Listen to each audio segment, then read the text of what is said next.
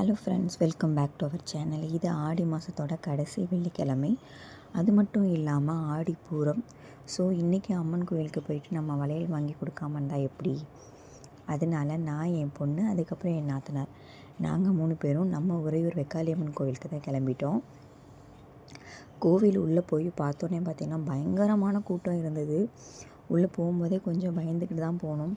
என்னடா கூட்டமாக இருக்கே, எப்படி நம்ம இன்றைக்கி சாமி தரிசனம் பண்ணுறது அப்படி சொல்லிவிட்டு நான் இன்றைக்கி அம்மனுக்கு அழகான ஆரஞ்சு கலர் வளையல் வாங்கியிருந்தேன். எப்படியாவது அம்மன்கிட்ட கொடுத்துட்டு சாமிலாம் பார்த்து கும்பிட்டுட்டு தான் வரணும்னு சொல்லிட்டு மைண்டில் ஃபுல்லாக ப்ரிப்பேர் பண்ணி வச்சுக்கிட்டேன்.